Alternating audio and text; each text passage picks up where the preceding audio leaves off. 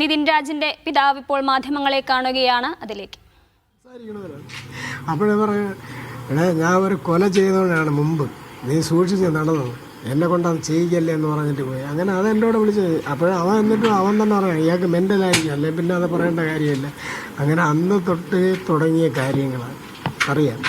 അന്ന് തൊട്ട് എൻ്റെ മോൻ രൂക്ഷമായ ഇതുകൾ നേരിടുകയാണ്. ഇപ്പോഴവൻ ഇതിൻ്റെ കൂടെ അവിടെ നിന്ന് ഇറങ്ങാൻ വേണ്ടി നീറ്റും കൂടെ അവരറിയാതെ ചെയ്യണം. അവരറിഞ്ഞാൽ ഇവരെ പൂട്ടും എന്നറിയാം. അവനെ അറിയാതെ ഉറക്കൊഴിഞ്ഞിരുന്ന മറ്റുള്ള വിദ്യാർത്ഥികൾ തലയിൽ കൂടെ തുണിയിട്ട് ഉറങ്ങുമ്പോഴും ഇവരുന്ന് ഉറക്കൊഴിഞ്ഞ് പഠിക്കുകയാണ്. എൻ്റെ ഈ വീട്ടിൽ വരുമ്പോൾ അവൻ ബാഗിൽ ഈ ബാക്കിയുള്ള ഡ്രസ്സുകൾ കൊണ്ടുവന്നതിൻ്റെ കൂടെ ടെസ്റ്റുകളെല്ലാം കൂടെയാണ് പറഞ്ഞത്. ഭയങ്കര വെയിറ്റ് ആയിട്ടാണ് പറഞ്ഞത്. ഞാൻ വഴക്കൂടെ എന്ത് പോലെ നീ ഇതെല്ലാം വരും അച്ഛാ, എനിക്ക് ഇവിടെ 4 ദിവസം ഉണ്ടല്ലോ, 4 ദിവസം പഠിക്കാനാണ്, നീറ്റും കൂടെ ചെയ്യില്ലേ, ഇതെല്ലാം കൂടെ എന്നെ ഇവിടെ ഇരുന്ന് ഒറ്റയ്ക്ക് പറ്റില്ല. അങ്ങനെ എൻ്റെ മോനെ ക്രൂരമായി അവർ ചതിച്ചു വന്നതാണ്. പിന്നെ അവർ 3 നിലയിൽ ചാടിയെന്ന് പറയും. ബോഡി ഇവിടെ കൊണ്ടുവന്നാൽ നിങ്ങളെല്ലാം കണ്ടേല്ലേ, അവൻ്റെ ഇവിടെ ഒരു ചെറിയ മുറിവ്, ഇവിടെ 2 പോറൽ വലിയ ഉള്ളായിരുന്നു. അവർ പറഞ്ഞ് ബാക്ക് തലയടിച്ചെന്നല്ലേ പറഞ്ഞത്. അപ്പോൾ പല്ലിനൊരു, ഞാൻ എല്ലാം നോക്കി, ബോഡി മറ്റേ ഫ്രീസറിൻ്റെ അടപ്പെടുത്തപ്പോഴും അവന് പല്ലിന് ഒരു കുഴപ്പമില്ല, ഒരു പല്ല് പോലും പൊട്ടിയിട്ടില്ല. ഇത്രയും നിലയേറെ മേളയിൽ നിന്ന് തള്ളിയിട്ടാലും ചാടിയാൽ പോലും അങ്ങനെ സംഭവിക്കേണ്ടതില്ല. ചെവിയിൽ മുറിവുകളില്ല. പിന്നെ അത് എനിക്കറിയാം, ഇത് ആത്മഹത്യയല്ല, കൊലപാതകമാണ്, കൊല ചെയ്തതാണ് അവന്. ആത്മഹത്യയിൽ ഞാൻ പല സിനിമകളൊക്കെ കണ്ടിട്ടുണ്ട്, പല കാര്യങ്ങളും എനിക്കറിയാം. ഒരുപാട് മുറിവുകളും ചതവുകളും ഒക്കെ വരുമല്ലോ. പക്ഷേ ഇത് നിങ്ങളെല്ലാം കണ്ടല്ലേ, അവൻ്റെ മുഖത്തൊന്നൊരു മുറിവുണ്ട്, ഇവിടെ ഒരു മുറിവുണ്ട്, ഇവിടെ 2 പോറലും ഉണ്ട്, അല്ലാതെ അവനൊന്നുമില്ല. ബാക്കി ഇങ്ങോട്ടൊന്നും ആരും കാണിച്ചില്ല, ഞാൻ കണ്ടുമില്ല.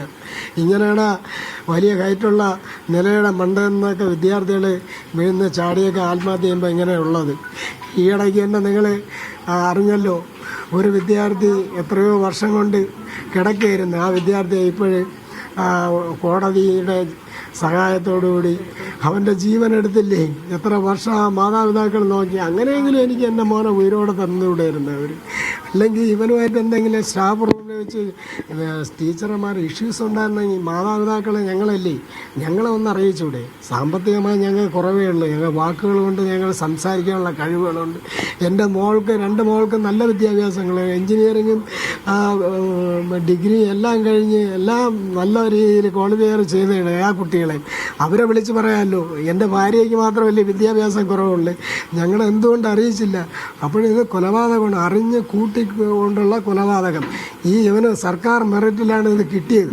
അപ്പോൾ ഇതിൽ നിന്ന് ഇവനെ എടുത്ത് കളഞ്ഞിട്ട് അടുത്ത വർഷം ഒരു 50 ലക്ഷം രൂപയ്ക്ക് ഒരുത്തനെ കയറ്റിയ അവർക്ക് ഈ മാനേജ്മെൻറ്റ് ട്രസ്റ്റിൽ 50 ലക്ഷം രൂപ ലാഭമില്ലേ, അല്ലെ 75 ലക്ഷം രൂപ. ഇതെല്ലാം മുന്നിൽ കണ്ടുകൊണ്ടാണ് ഇവർ ചെയ്തത്. നിങ്ങളിത് പുറത്ത് കൊണ്ടുവരണം. സിദ്ധാർത്ഥൻ ഉണ്ടായതുപോലെ ഇവിടെ നിന്ന് എത്ര കിലോമീറ്റർ ഉണ്ട്? 5 കിലോമീറ്റർ പോലും ഇല്ല സിദ്ധാർത്ഥൻ്റെ വീട്. പൂക്കോട് ആശുപത്രിയിൽ വെച്ച് അവൻ ബസ് സ്റ്റാൻഡ് വരെ വന്ന ആ സിദ്ധാർത്ഥനെയാണ് തിരിച്ചു വിളിച്ച് റാഗ് ചെയ്ത് അവനെ കൊന്നത്. അതുപോലെ എൻ്റെ മോനെ കൊന്നതാണ്, അല്ലാതെ അവൻ ആത്മഹത്യ ചെയ്തില്ല. ഇത് വാടക വീടാണ്.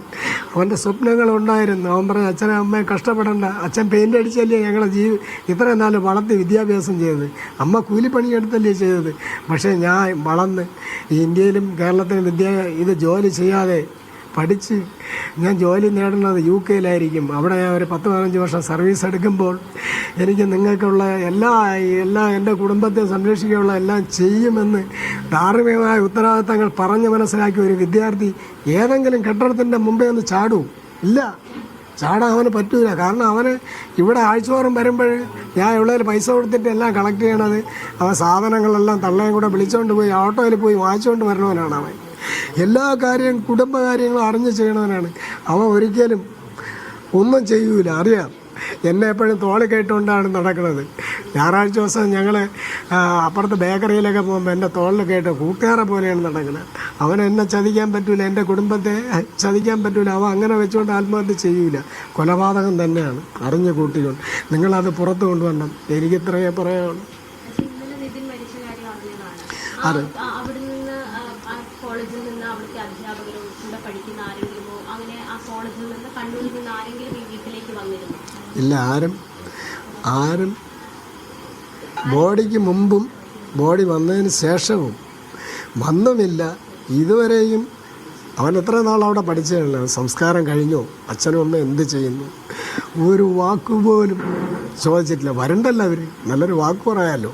ഒരു ഫോൺ എൻ്റെ എല്ലാവരുടെയും നമ്പർ അവരുടെ കയ്യിലുണ്ട്. HOD കയ്യിലുണ്ട്, പ്രിൻസിപ്പാളിൻ്റെ കയ്യിലുണ്ട്, അവിടുത്തെ സ്റ്റാഫ് റൂമുകളിലെല്ലാം ഉണ്ട്, ഓഫീസിലുണ്ട്, എഴുതി വെച്ചിട്ടുണ്ട്.